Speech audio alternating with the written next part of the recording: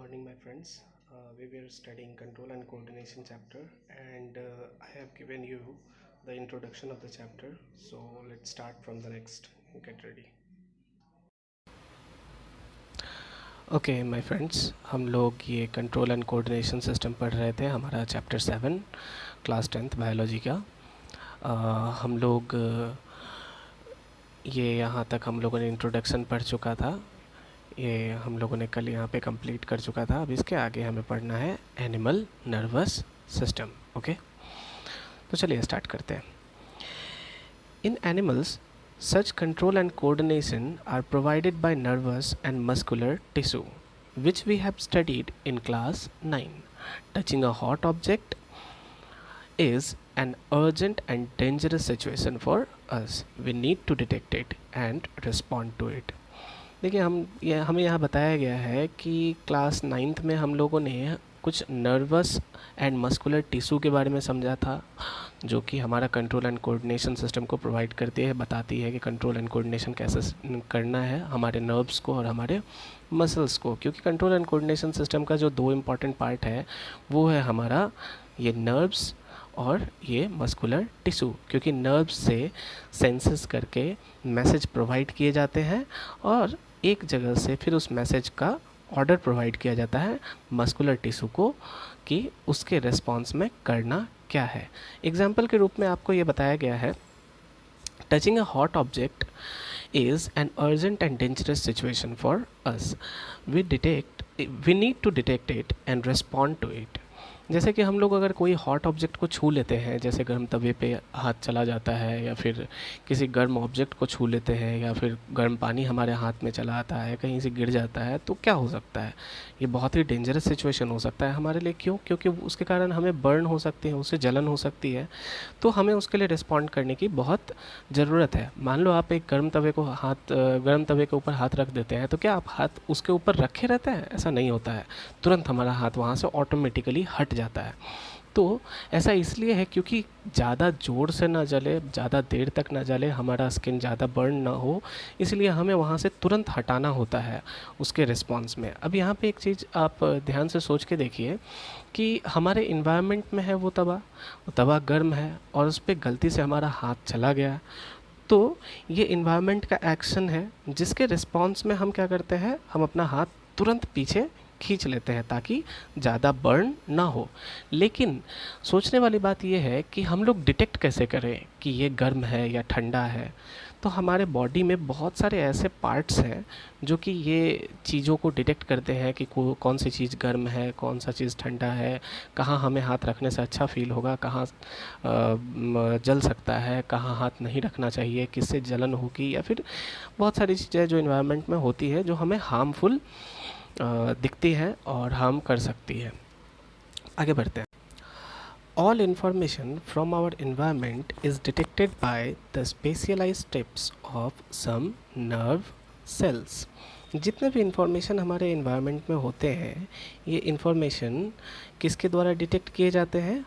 ये कुछ specialised tips होते हैं हमारे नर्व सेल्स के, उसके द्वारा डिटेक्ट किए जाते हैं।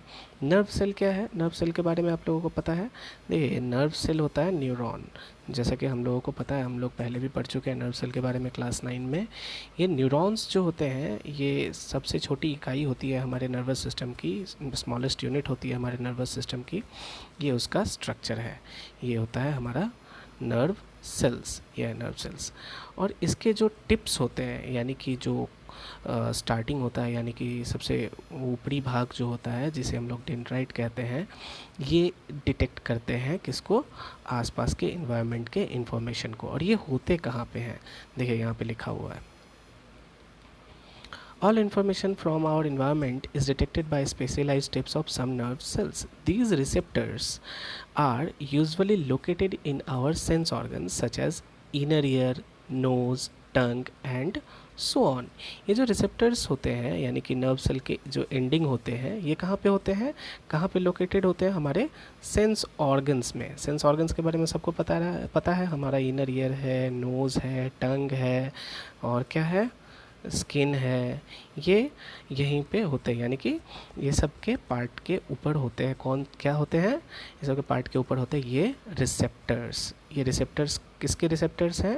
ये हमारे नर्व सेल के रिसेप्टर्स हैं। ये रिसीव करते हैं मैसेजेस, यानी कि जो इन्वायरमेंट में घटित हो रहा है, जो भी इन्वायरमेंट में हो रहा है, उसको या तो टच करके, या तो सुन के, या तो स्मेल करके, या तो टेस्ट करके ये रिसीव करते हैं messages.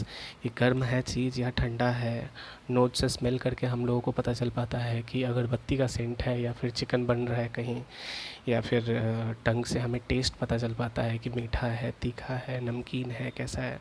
Okay, so gustatory receptors will detect taste while olfactory receptor will detect smell। यहाँ पे दो चीज़ का यूज़ किया गया है, देखिए, एक तो है gustatory receptors, दूसरा है हमारा olfactory receptors।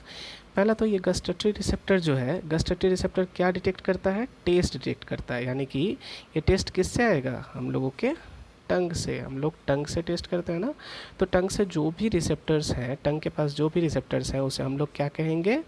Gustatory receptor. टंग का जो रिसेप्टर है उसे क्या कहेंगे? Gustatory receptor. साथ में जो ऑल्फैक्टरी रिसेप्टर है, ये क्या रिसीव करता है?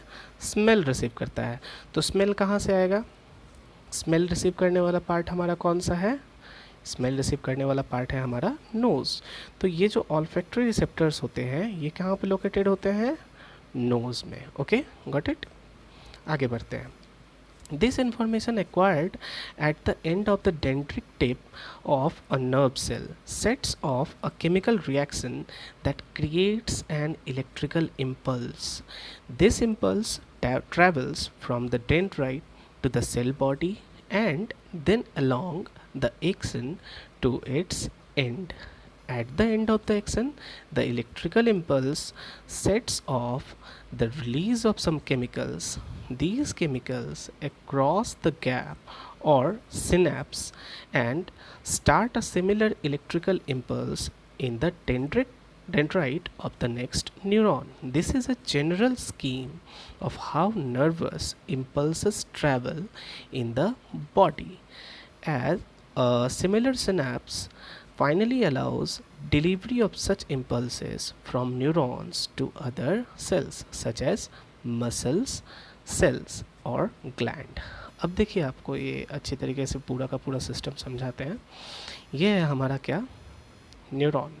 इसके बारे में मैंने बताया कि हमारा सबसे छोटा इकाई होता है, सबसे छोटा इकाई होता है किसका? हमारा नर्वस सिस्टम का। और हम लोगों को नर्वस सिस्टम नहीं पढ़ना है, हमारे कंट्रोल एंड कोऑर्डिनेशन सिस्टम में नर्वस सिस्टम के बारे में ही जानना है। तो उसकी जो सबसे छोटी इकाई होती है, जो सबसे छोटा यूनिट होता है, वही सबसे ज़्यादा काम करता है। ठीक है, तो मान लेते हैं कि ये क्या है? हमारा नर्वस सिस्टम का सबसे छोटा इकाई, और उसका ये डेंड्राइट है।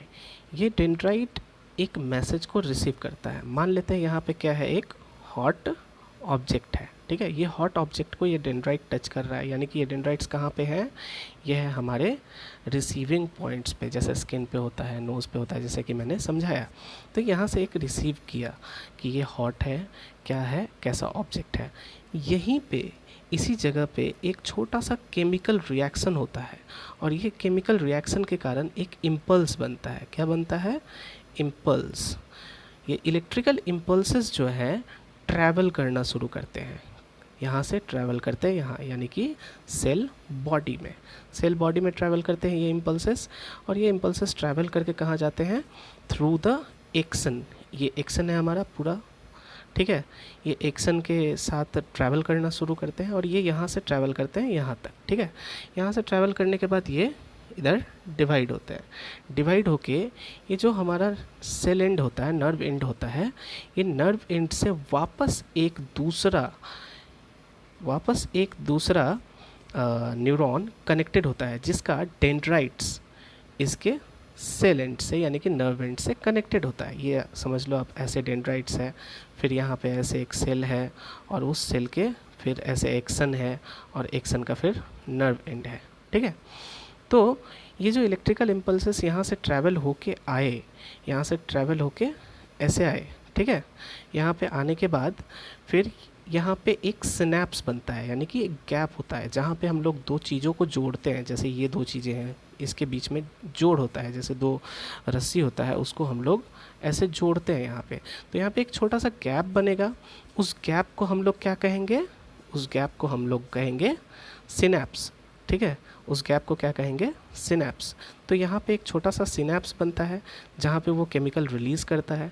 केमिकल रिलीज़ करने के बाद दूसरे जो नर्व सेल होते हैं उसके डेंड्राइट पे, यहाँ पे जो दूसरा नर्व सेल है उसका डेंड्राइट पे वापस से वही केमिकल पास ऑन होता है, यानी कि आगे बढ़ता है, और वापस वो डेंड्राइट एक इलेक्ट्रिकल इम्पल्स पैदा करता है, और वो इलेक्ट्रिकल इम्पल्स फिर उसके एक्शन से होते हुए नर्व एंड तक जाता है। ठीक है, तो इस तरह से ट्रैवल करता है वो इलेक्ट्रिकल इम्पल्सेस। और उन इलेक्ट्रिकल इम्पल्सेस में क्या होते हैं, यहाँ से जो डेंड्राइट से जो रिसीव किए गए हैं मैसेज, वो मैसेजेस होते हैं। ठीक है, तो वही चीज़ यहाँ पे बताया गया है। देखिए, similar synapse finally allows delivery of such impulses from neurons to other cells such as muscle cells और ग्लैंड्स।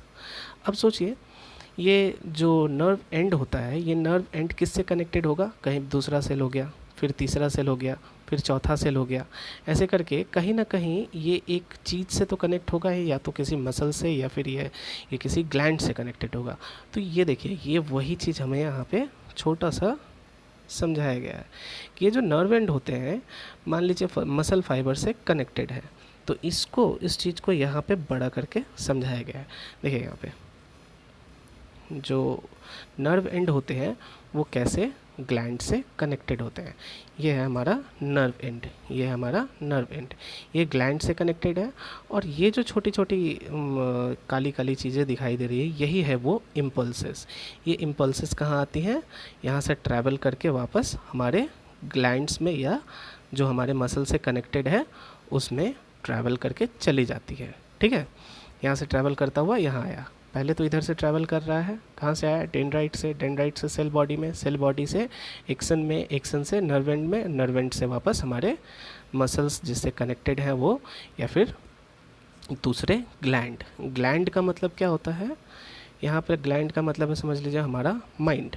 ओके, वहाँ से कनेक्टेड है। ठीक है, this information acquired at the end of the dendritic tip of a nerve cell sets off a chemical reaction that creates an electrical impulse। ये हम लोगों ने, ये तो मैंने समझा ही दिया, आगे बढ़ते हैं यहाँ से। It is thus no surprise that nervous tissue is made up of an organized network of nerve cells or neurons and is specialized for conducting information via electrical impulses from one part of the body to another. इसका मतलब ये हुआ कि जो हमारा nervous system है, जो हमारे न्यूरॉन्स हैं, वो बॉडी के एक पार्ट से दूसरे पार्ट को कनेक्ट करता है। यानी कि अगर यहाँ से मैसेज प्रोवाइड करना है यहाँ पे, तो कौन प्रोवाइड करेगा, हमारा नर्व्स प्रोवाइड करेगा। ठीक है, वही चीज़ यहाँ पे बताया गया है। Look at figure 7.1 and identify the parts of a neuron where information is acquired through which information travel as an electrical impulse and where this impulse must be converted into chemical signal for onward transmission. Is there a difference in how sugar and food taste if your nose is blocked? If so, why might this be happening? Read and talk about possible explanations for these kinds of differences. Do you come across a similar situation when you have cold. यहाँ पे ये बताया गया है कि मान लीजिए आपको सर्दी हो रखी है। ठीक है, आपको अगर सर्दी हो रखी है तो शुगर जो होता है मीठा होता है, सबको पता है शुगर कैसा होता है, मीठा होता है। नॉर्मल अगर कंडीशन है बॉडी का तो उसमें हम लोगों को शुगर मीठा ही लगता है। तो मान लीजिए आपका नोज़ ब्लॉक्ड है, यानी कि सर्दी के कारण आपका नोज़ ब्लॉक हो चुका है, तो क्या हो सकता है, क्या शुगर का टेस्ट चेंज हो जाएगा, ऐसा होता है या नहीं, ये आप लोगों को खुद से इसके बारे में अभी पता करना है। उस नेक्स्ट क्लास में मैं बता दूंगा इसके पीछे पॉसिबल रीज़न क्या है, नहीं है, क्या होता है, नहीं होता है। तो आप लोगों को ये पूरा का पूरा आज मैंने पढ़ा दिया एनिमल नर्वस सिस्टम स्टार्ट कर दिया है, जिसमें न्यूरॉन का स्ट्रक्चर बता दिया है, न्यूरॉन में कैसे इलेक्ट्रिकल इम्पल्सेस पैदा होते हैं, कैसे इलेक्ट्रिकल केमिकल से इम्पल्सेस बनते हैं और वो इम्पल्सेस कैसे बॉडी के एक पार्ट से दूसरे पार्ट तक ट्रैवल करते हैं। अब हम लोगों को आगे पढ़ना है रिफ्लेक्स एक्शन। हम लोग रिफ्लेक्स एक्शन नेक्स्ट क्लास में पढ़ेंगे, ठीक है। तो आप लोगों का आज का होमवर्क ये है कि न्यूरॉन का जो स्ट्रक्चर है, ये न्यूरॉन के स्ट्रक्चर को अच्छे से समझना है, इसको अच्छे से याद करना है। कहाँ पे सेल बॉडी है, कहाँ पे डेंड्राइट है, कहाँ पे न्यूक्लियस है, नर्व एंड क्या है, हर एक पार्ट का काम क्या है। जैसे ये सारे पार्ट्स हैं, डेंड्राइट्स का काम क्या है, ठीक है। उसके बाद आप लोगों को ये जानना है कि सेल बॉडी में क्या होता है, एक्सन का क्या काम है, नर्व एंड का क्या काम है। साथ में पूरा का पूरा प्रोसेस समझना है, कैसे यहाँ से इलेक्ट्रिकल इम्पल्सेस बनते हैं केमिकल रिएक्शन के थ्रू, और ये फिर कैसे ट्रैवल करते हैं, यहाँ पे क्या होता है, सिनैप्स क्या होता है। सिनैप्स के बारे में मैंने समझा दिया है, वीडियो को रिवाइंड करके आप देख सकते हैं वापस से सिनैप्स क्या होता है। उसके बाद ये न्यूरोमस्कुलर जंक्शन क्या है, जहाँ पे नर्व एंड मसल्स के साथ कनेक्ट होते हैं, ये न्यूरोमस्कुलर जंक्शंस कहलाते हैं। ये इलेक्ट्रिकल इम्पल्सेस माइटोकॉन्ड्रियन के थ्रू कैसे ट्रैवल करते हैं, ये सारी चीज़ों को आप लोगों को वापस से रिवाइंड करके वीडियो को देख सकते हैं और समझ सकते हैं। और ख़ुद से पढ़ना मोस्ट इम्पॉर्टेंट है, self study is the most important, क्योंकि टीचर्स आपको समझा देंगे, समझा देने के बाद क्या होता है कि आप लोग नहीं पढ़ते तो भूल जाते हैं। इसीलिए वापस से रिवाइज करते रहना बहुत ही इम्पॉर्टेंट है। ओके, सो नेक्स्ट क्लास के लिए क्या पढ़ना है, नेक्स्ट क्लास में हम लोगों को नेक्स्ट क्लास में पढ़ना है ये रिफ्लेक्स एक्शन, ठीक है। तो रिफ्लेक्स एक्शन आपको तभी समझ में आएगा जब आप ये पूरा का पूरा सिस्टम समझ जाओगे। तो पूरा का पूरा सिस्टम आपको समझने की बहुत ज़रूरत है। So go for it, rewind the video. आप लोगों को जितनी बार ज़रूरत हो उतनी बार वीडियो देखें और इसको समझने की कोशिश करें। Thank you very much.